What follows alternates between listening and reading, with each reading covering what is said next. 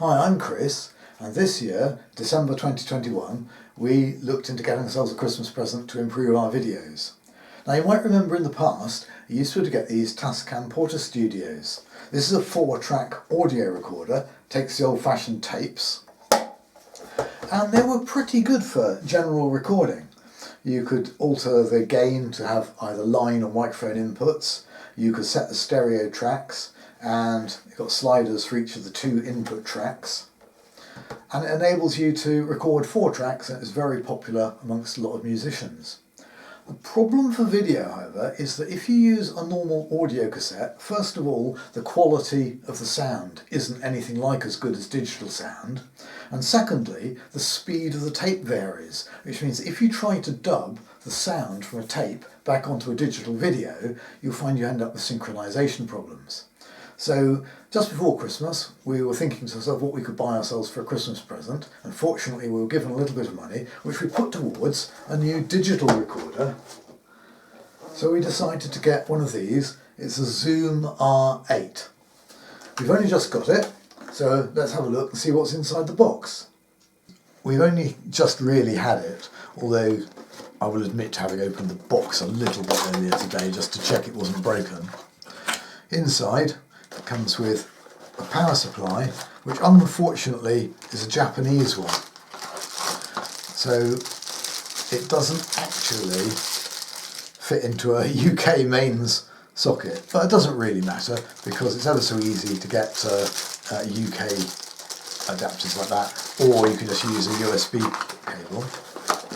Got a normal USB cable and the actual Zoom 8 recorder. We'll have a close look at that in a minute. The other thing that comes in the box is all the manual and that's in Japanese. If you look online, you can download an English manual and there's no problem at all. It's it's about the same size as the original Tascam Portastudio. This one's got 2 input channels on the top here, 2 microphone channels. These ones will take line, XLR, or normal phono microphone jacks. You've got some outputs here, you've got left and right stereo outputs, and you've got an adjuster there for the level, headphone with a level adjustment, and an extra port here which enables you to put in a switch, an external switch. So for example, you could control the stop and start externally. There's your on-off switch. It normally runs off a USB or batteries, but we've actually put some AA batteries in there, just like that. And the manual says it'll last about 5 or 6 hours, like that. And if we just turn it on, there's a switch there,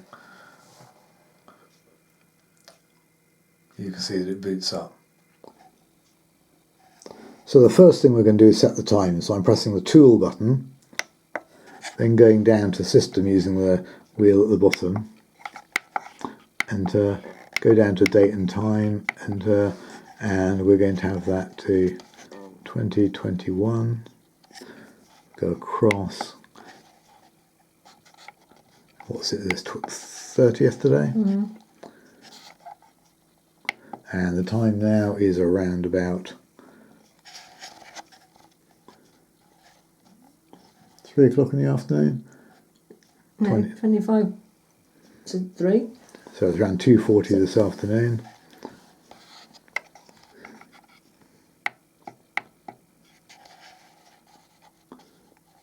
Get in there.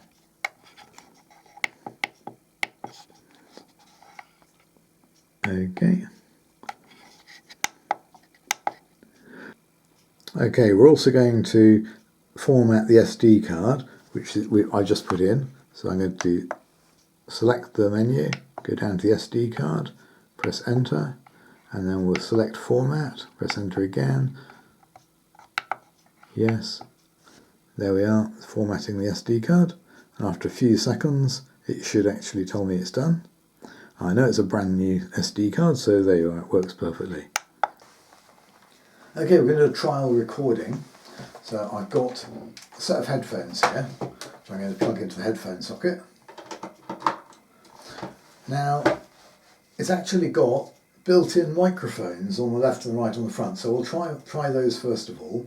So what I'm going to do is I'm going to select the built-in microphones on the switches at the top, select the microphone impedance and turn on both the microphone channels, and hopefully, oh yes, on the screen here I can see the levels going up and down, and I'm going to enable the first two channels as record channels.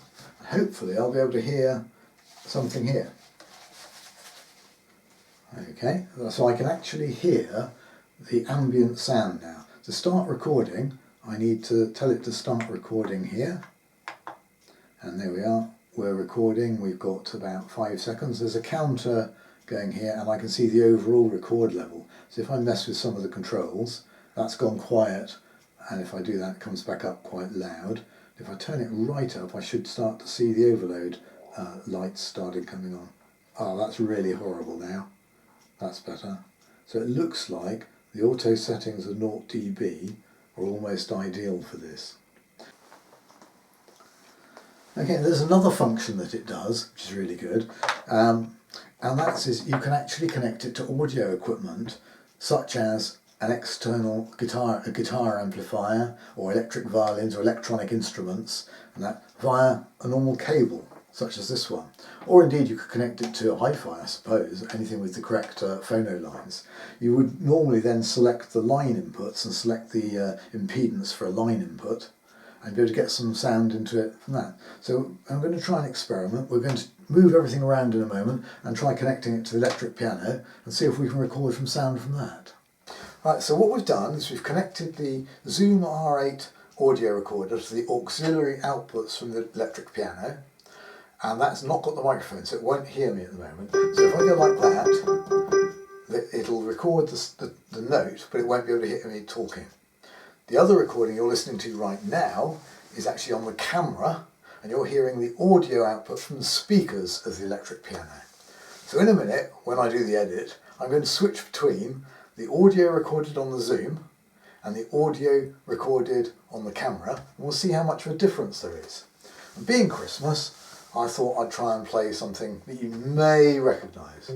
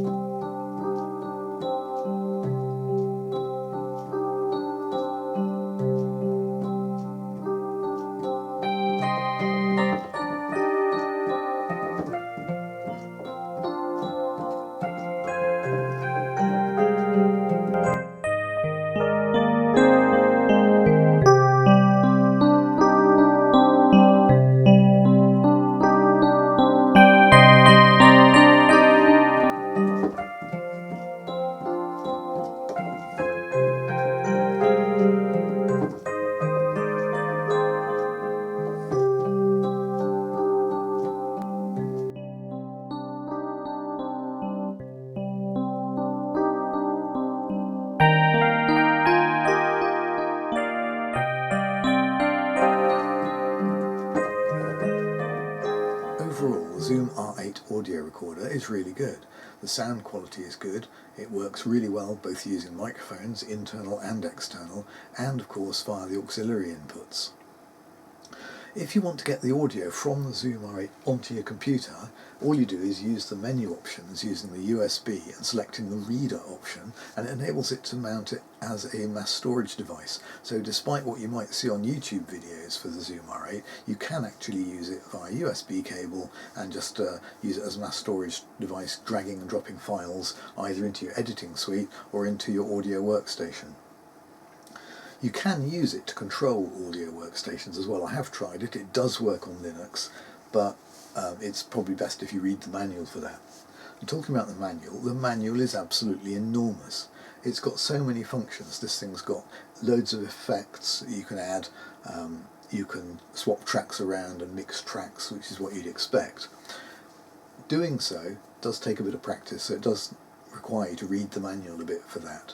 However, recording sound is what I use it for, and it's great. I think the other functions, such as creating the effects, is something that I would normally do on an audio workstation application on the computer afterwards. But that's because we make videos. If we were musicians, possibly we would be more interested in some of the effects. overall then, we're pretty pleased with it, and I think we'll use it quite often in future videos. Thanks for watching.